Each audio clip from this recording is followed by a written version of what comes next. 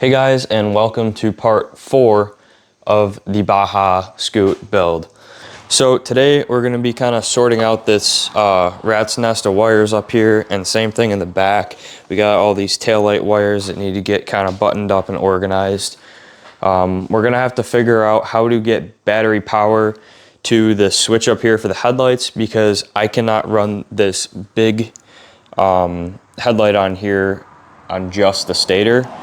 It'll fry. This thing draws like almost 4 amps just by itself, which is a crazy high number for just some little LED headlights.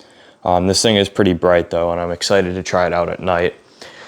So basically we can't run the rectifier kit with this one because it just draws way too much. The rectifier kit is only rated for an amp. I have been able to get like 1.5 amps out of it. But it's really not rated much more than that, because these LED lights I think only draw like 0.8 amps or something like that on their highest output.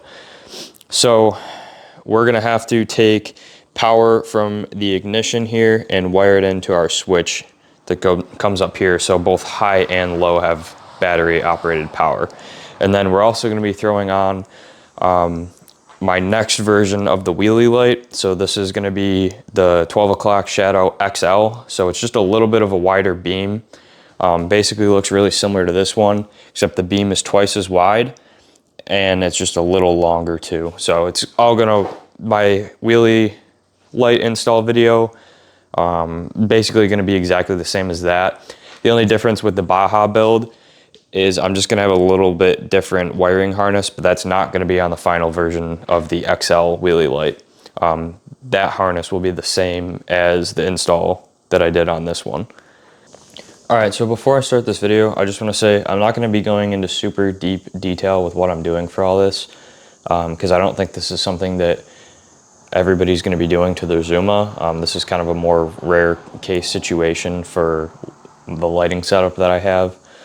But with that being said, if you do want to do this, you can follow along, and if you want to modify your harness and you're at that level where you feel comfortable with doing that, you should be able to follow along with what I'm doing pretty easily.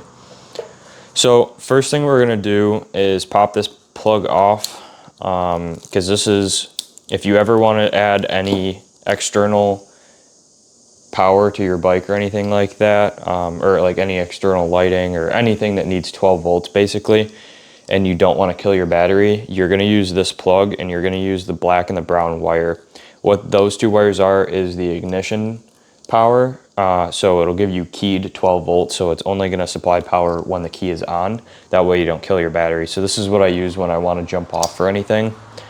And then the next thing I'm going to have to figure out is where the stator wire is, which I think it's this yellow and red one, because I know from doing the rectifier kits, it's the blue wire on this side of the plug. So it looks like it'll be this wire for the stator. So I'm gonna have to remove this one and send power to this one from the battery, not from the stator. So we're gonna cap this one off. All right, so I'm gonna have to make a quick little harness for this too. I don't think there's a different ground in here for this, so I should be able to use the same ground that's on here. So I think I'll just have to send power to this and it should be fine. So I'm gonna go make a little plug that I can jump these two together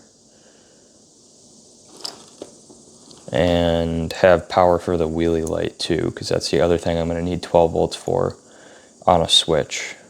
So I'll be right back. All right, so I quickly made this little harness. So basically it's just splitting power off of the ignition wires, and then I also have a jumper for the headlights on here. So that's got to get plugged in, and then I put 2 bullet ends on the XL wheelie light. You can see how much longer this is. It's got 2 big diodes in it, so it is quite a bit brighter. This is not the end that's going to be on the ones I sell. This is just to make it work with what I'm doing here. All right, so now I'm just going to plug in the headlights and we can test it out. I should get power now with the key on to the low beam and the high beams on the headlight on the right, the circle one, and then I should just get high beam on the one on the left, this brighter Dakar style one.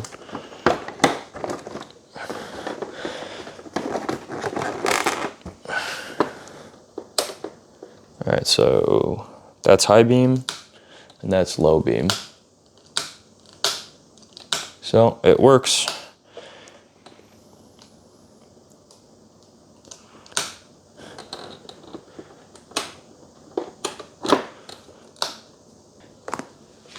And you can see this thing, I mean, you guys know my lights that I sell are pretty bright, but this thing is on a whole nother level. And it gets cooking.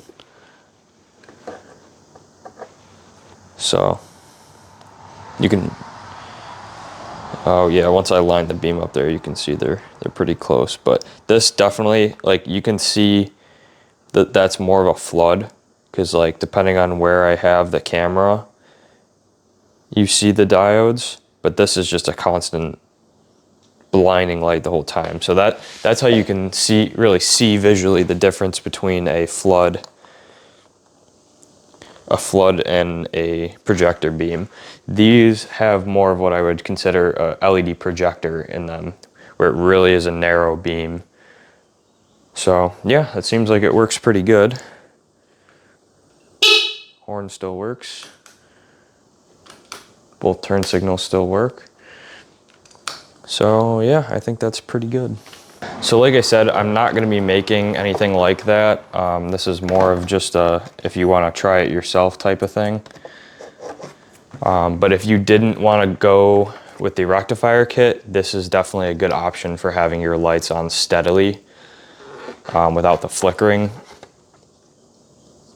So this is definitely a good option. I haven't really done this on any of my bikes, but it definitely works really good. So like I said, all you have to do is jump power to what was this yellow and red wire. And that's really all you have to do, and then everything's just plug and play. So, all right, well, I have this in here. I'm just gonna sneak the wires up here for the wheelie light. Okay, that stays where it is, so we'll tuck this up behind here. And then I'll worry about the bracket part for that after. All right, so we got those both plugged in. Wheelie light turns on, and eventually I am gonna put a switch in between these two that'll run up there.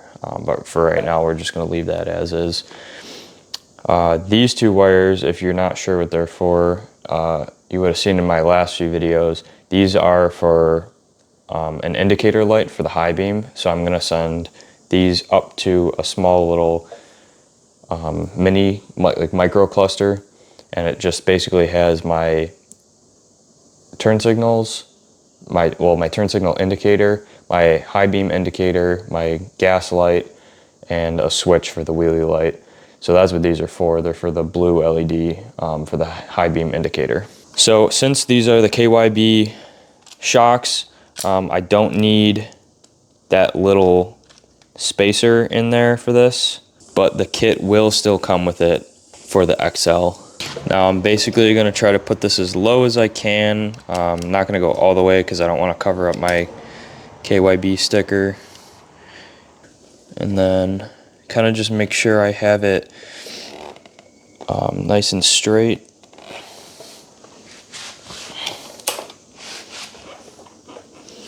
It's kind of crooked. Loosen this up a little bit.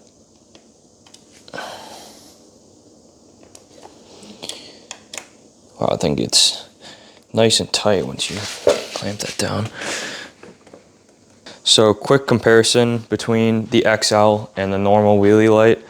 I'm not going to go into like crazy detail right now, but basically you can see this is just one beam, and this one was kind of narrow, and both of these are narrow projectors because if they're not, it creates a shadow from the tire. So that's why I don't run flood beams for the wheelie lights. A lot of people say, oh, run a flood beam, you'll get so much more light, but unless you have them on both sides, you get a big shadow on the left side.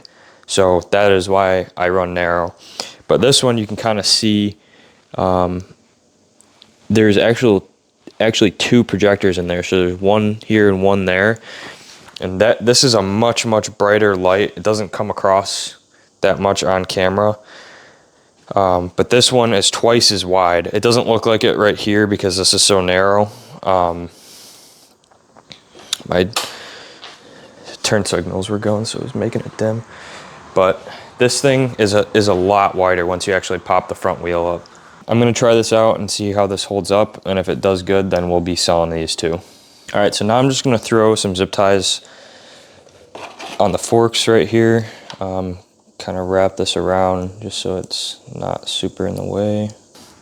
And then you wanna turn your wheel all the way over and get all that slack at the proper length. So when you fully turn, oh, actually there's a little slit right here you can go through on the fender. I don't think the 89 has that, so I'm gonna run this through there. Kind of keep it a little more tidy. That's like perfect. I don't think the 89 has that one. All right, so plug this back in. That all looks good for now. I'm gonna just throw another plug on this just to cap it off. I'm not gonna tape it or anything. I'll just throw a plug right on it because it'll just be easier if I ever need to take it off. That way it's not coming in contact with anything.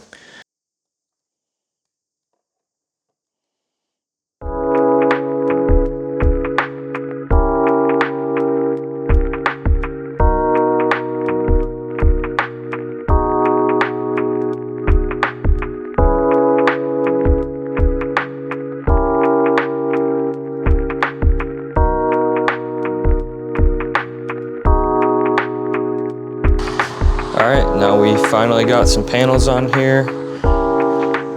Had a little bit of a fitment issue with this inner panel, as always. It seems like every single pre-bug, it's always wonky. But yeah, everything's working. That's what the low beam looks like. That's what the high beam. And this thing is gonna be hella bright. Thing's gonna look sick. All right guys, so that is going to do it for today's video. I am aware that this video is a lot shorter than the other ones. I do apologize for that. I'm just kind of waiting on parts to do these next few steps of things that I have to do to the bike. I do have parts and things to work on right now, but I'm waiting on parts that kind of go with the parts that I was gonna put on. So we are waiting on those, and when I get those, we will do a little more extensive videos. But right now I'm trying to do like a 1 video a week schedule, so I kind of had some little stuff that needed to get taken care of today, and I figured might as well just do a video on it, even though it's going to be kind of shorter. So if you guys are liking the build, or if there's anything else that you guys think would be cool on here, or any ideas like that, please let me know. As well as let me know if you guys want me to do more of an extreme build on the motor or more of a mild build with this one. I'm thinking more of a mild one just because I want to keep the power kind of down low in terms of what what RPM the motor makes power at. Once you start getting into bigger bores and a little more intense pipes, it tends to make power a little higher in the RPM range. And for just bombing around on trails and stuff, I wanted to keep it kind of low. As always, if you guys have any questions, leave them down in the comments and I'll be sure to answer them. But yeah, I'll see you guys in part 5.